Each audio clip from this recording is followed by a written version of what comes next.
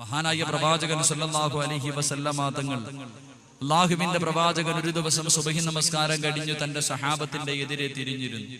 എന്നിട്ട് അല്ലാഹുവിന്റെ റസൂൽ സല്ലല്ലാഹു അലൈഹി വസല്ലമ തങ്ങൾ പറഞ്ഞു, ഹൗലുൽ കൗസറിലെ വെള്ളം ഞാൻ എല്ലാവർക്കും കോരിയാ കൊടുക്കണം. ഹൗലുൽ കൗസറിലെ വെള്ളം എല്ലാവർക്കും പ്രവാചകൻ തങ്ങൾ സല്ലല്ലാഹു അലൈഹി വസല്ലമ തങ്ങൾ കോരിയാ കൊടുക്കണം, എല്ലാവരുടെ കയ്യിലാ കൊടുക്കണം. ഒരേ ഒരാളുടെ വായിൽ മാത്രം ഒഴിച്ചു കൊടുത്തു. ഒരേ ഒരു സഹാബിയുടെ വായിൽ മാത്രം അല്ലാഹുവിന്റെ പ്രവാചകൻ ഹൗലുൽ കൗസറിലെ വെള്ളം ഒഴിച്ചു കൊടുക്കും. ഏത് സഹാബിയുടെ വായിൽ ഒഴിച്ചു കൊടുക്കും? ആർക്കെങ്കിലും അറിയും? ആർക്കെങ്കിലും അറിയും? ഒറ്റ സഹാബിയുടെ, അറിയണവരെന്ന് കൈവക്കി.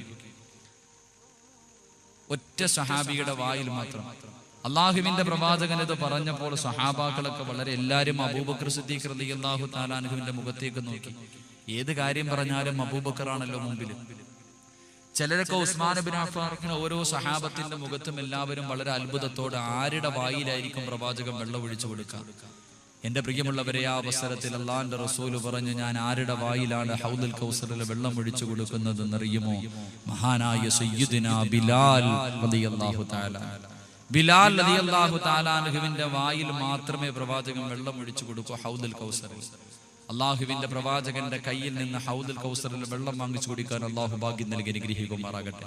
ഈ മജ്ലിസിനെ സ്നേഹിച്ചതിന്റെ പേരിൽ, ഈ മജ്ലിസിനെ ബഹുമാനിച്ചതിന്റെ പേരിൽ, ഈ മജ്ലിസിൽ കയറി ഇരിക്കാനുള്ള മനസ്സ് കാണിച്ചതിന്റെ പേരിൽ അള്ളാഹു നമ്മളെ അള്ളാഹുവിന്റെ പ്രവാചകന്റെ കയ്യിൽ നിന്ന് ഹൗലുൽ കൗസറിൽ വെള്ളം കുടിക്കുന്നവരുടെ കൂട്ടത്തിൽ ഉൾപ്പെടുത്തി അനുഗ്രഹിക്കുമാറാകട്ടെ. എന്റെ പ്രിയമുള്ള സഹോദരങ്ങളെ, മഹാനായ ബിലാൽ റളിയല്ലാഹു തആല അൻഹുവിന്റെ വായിൽ മാത്രം വെള്ളം ഒഴിച്ചു കൊടുക്കാനുള്ള കാരണമെന്താ?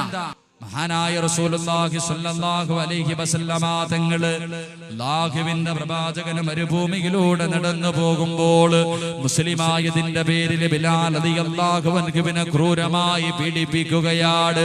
ഉത്ബത്തും ശൈബത്തും അതാ മരുഭൂമിയിൽ മലർത്തി കിടത്തിയിട്ട് തന്റെ നെഞ്ചത്ത് പാറയെടുത്ത് വെച്ച് ക്രൂരമായി ചാട്ടപാറ കൊണ്ടടിച്ചുകൊണ്ട് ഉപദ്രവിക്കുകയാണ്.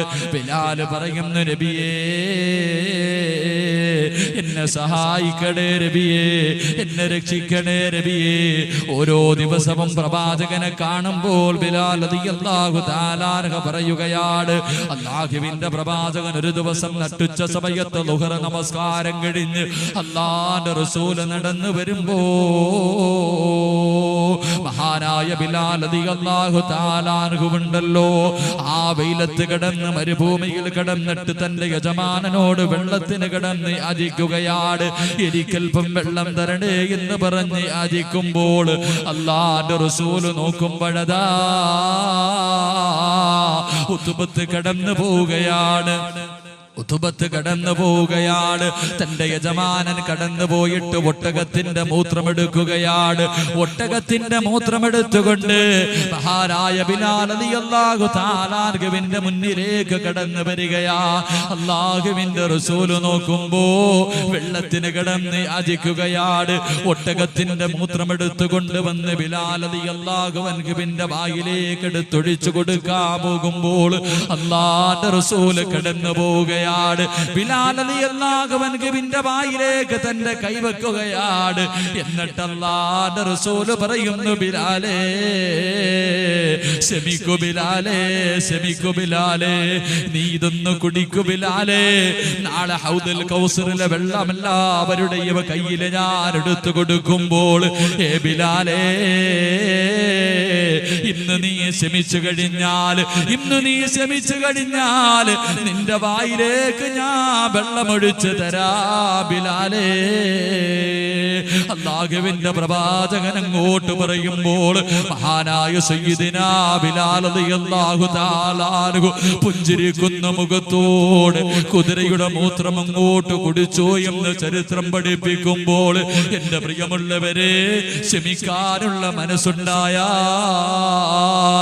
നാളെ ഹിസാബില്ലാതെ സ്വർഗത്തിൽ കിടക്കുന്ന ഒന്നാമത്തെ വിഭാഗത്തിൽ നിനക്ക് പങ്കെടുക്കാൻ കഴിയുമെന്ന്, നിനക്ക് ചേരാൻ കഴിയുമെന്ന് നബിയുനാ റസൂലുള്ളാഹി സല്ലല്ലാഹു അലൈഹി വസല്ലമ തങ്ങൾ പറയുന്നു, ഹിസാബില്ലാതെ സ്വർഗത്തിൽ കിടക്കുന്ന ഒന്നാമത്തെ വിഭാഗം എന്തെങ്കിലും ഒരു വിപത്തുണ്ടാകുമ്പോൾ ക്ഷമിക്കുന്നവർ. രണ്ടാമത്തെ വിഭാഗം ഏതാ? അല്ലാഹുവിന്റെ പ്രവാചകൻ സല്ലല്ലാഹു അലൈഹി വസല്ലമ തങ്ങള് അല്ലാഹുവിന്റെ പ്രവാചകനതാ സ്വഹാബത്തിനോട് പറഞ്ഞു കൊടുക്കുകയാണ്. രണ്ടാമത്തെ വിഭാഗം ഏതെന്നറിയുമോ? അല്ലാഹുവിന്റെ ഭാഗത്ത് നിന്ന് വിളിക്കുന്ന രണ്ടാമത്തെ വിഭാഗം ഏതാണ്?